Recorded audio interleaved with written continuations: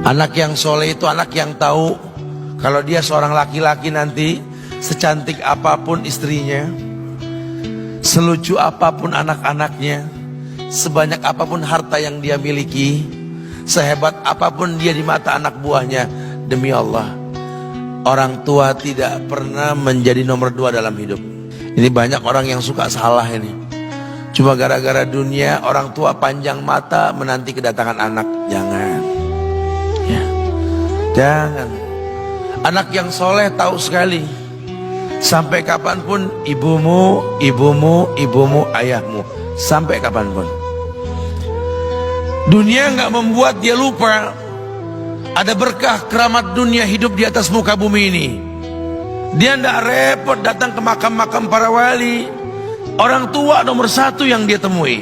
Ini orang hebat. Ini banyak di antara kita, makam-makam didatengin, di mana saja didatengin, ngalap berkah. Orang tua panjang mata, berlinang air mata menanti, mana anakku? Mana pohon yang pernah kutanam? Mana pohon yang pernah kurawat? Kudengar dia sudah mulai berbuah, ingin kurasakan buahnya. Berani mengeluarkan dana jutaan untuk hal-hal yang gak disyariatkan. Ini orang tua panjang mata. Rela nggak rela, orang tua kita akan mendengar dan melihat. Ma, aku pengen nikah, aku pengen berkeluarga, ma. Ya orang tua ya seneng lah. Cuma kalau inget metik buahnya belum terasa, ya ada perasaan kayak gimana gitu loh. Karena dia tahu setelah ini dia akan menikah. Bahwa anak orang ada kehidupan yang berbeda yang bakal dia rasa. Orang tua makin hari makin rentan, bukan makin seger.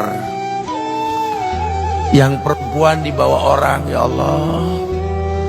Baru kemarin perasaan mainin poni ini anak perempuan kita, betul. Baru kemarin mainin kepangan rambutnya, ya Allah. Ya Allah, baru kemarin perasaan saya titah dia, titah, ya Allah. Belajar jalan, bisa berlari bawa sesuatu, coret-coret tembok, aduh Masya Allah. Sekarang udah gede, dibawa orang, ya Allah, Masya Allah. Yang laki dekat sama mamahnya. Baru kemarin tangan mungilnya kita tuntun, kalau kelepas dia nangis, betul. Sekarang tangannya keker besar, tangan ibunya keriput, betul. Mau nangkep tangan anak pun sudah mulai susah. Membawa anak orang datang dengan gagah, cium tangan, cipika-cipiki, udah. Ma, kita jalan dulu, Ma, ya. Udah, Mama, udah. Digandeng tangan kekasihnya, dirangkul pundaknya. Ini anak laki ndak tahu ibunya kayak diiris-iris jantungnya. Dia lihat tangannya yang keriput, ya Allah. Udah berapa lama tangan ini nggak dibawa sama anak ini? Udah berapa lama tangan ini nggak digandeng sama anak saya?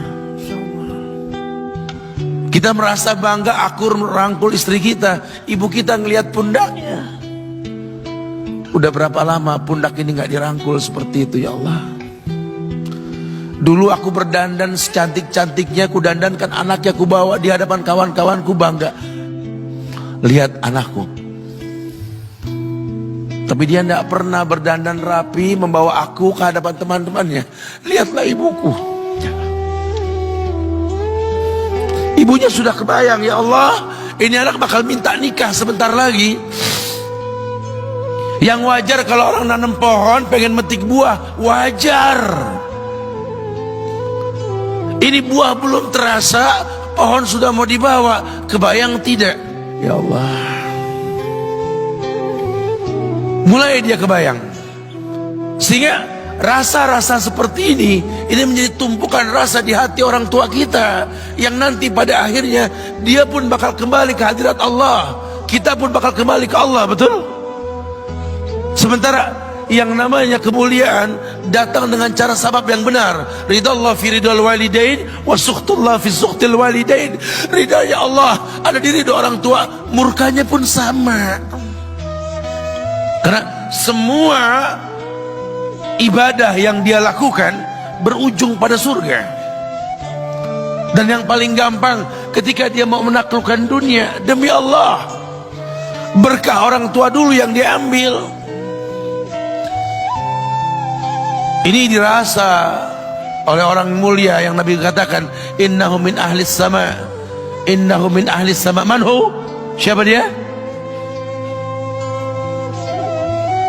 Sahabat, manusia yang pernah hidup zaman sahabat tapi nggak ketemu Rasul, yang bernama Uwais Al-Qarni, pemuda miskin pengembala kambing di negeri Yaman. Padang tandus yang dia tinggal di situ, yang dia kesampingkan hidupnya untuk ibunya, untuk ibunya. Tidaklah terucap kalimat satu yang ingin ibunya pengen, kecuali Uwais pasti akan melakukannya apapun, dan ibunya cacat. Apa kata Uwais? Tidak akan pernah terlontar kata dari mulut ibuku kecuali kan kulakukan yang dia inginkan. Masya Allah. Ibunya cacat dan dia menomorduakan diri, yang penting orang tuanya dulu. Hingga satu waktu ibunya berkata, wahai Uwais, ibu sudah tua. Andai kematian mendatangi ibu, ada beberapa keinginan yang ibu pengen merasakan keinginan tersebut. Mungkin enggak ya? Apa Bu? Katakan. Ibu pengen haji. Bengong, Uwais, ya Allah Bu, ini Yaman, Hadramaut, yang sekarang saja pesawat itu bisa 3 jam menuju Saudi itu, 2 jam lebih lah menuju Saudi. Ini lebih jauh lagi, kebayang berapa ratus kilo, berapa ribu kilo nggak tahu. Ya baiklah ibu, kata Uwais, aku tidak pernah menolak permintaan ibuku, tapi kali ini aku tidak bisa menjawab karena mikir gimana caranya ini. Apalagi dia seorang pemuda yang punya penyakit sopak, ada tanda-tanda putih di bagian badan itu kayak pano besar gitu tuh. Udahlah, terserah gimana nantilah. Yang penting ini nomor 1 dalam hidup ini. Dia beli seekor anak sapi, digendong tiap hari itu sapi sama si Uwais menuju puncak gunung. Turun lagi, gendong ke atas, turun lagi tiap hari. Sampai orang bilang, Uwais gila no. Orang sapi dipiara, dia digendong tiap hari naik gunung yang tinggi. Sampai nggak berasa, dikatakan 8 bulan dia lakukan itu. Sehingga terbentuklah fisiknya yang bagus karena olahraga tiap hari bawa itu sapi. Dan sapi itu makin berat, dalam hikayat dikatakan sampai di atas 100 kilo itu sapi. Kemudian dia tetap gendong ke atas dan dia yakin, bismillah saya yakin. Sampailah bulan haji, ibu naik ke pundakku, digendong ibunya dari negeri Yaman. Subhanallah, gak ada yang gak mungkin. Lihat, dibawa ibunya ke Mekah, bertawaf di Ka'bah, dunia menyaksikan. Bahkan hikayat mengatakan dia sempat bertanya kepada sahabat Abdullah bin Umar, aku telah menggendong ibuku dari negeri Yaman menuju Mekah, bertawaf di Ka'bah ini, sudahkah aku membayar jasa ibuku? Apa kata sahabat Abdullah bin Umar? Bahkan satu hentakan napas pun ketika melahirkanmu belum terbayar. Bahkan satu hentakan napas pun ketika melahirkanmu belum terbayar. Dia selesaikan tawafnya, dia selesaikan tawafnya. Selesai tawaf, dibawa ibunya ke makom Ibrahim untuk sholat 2 rakaat.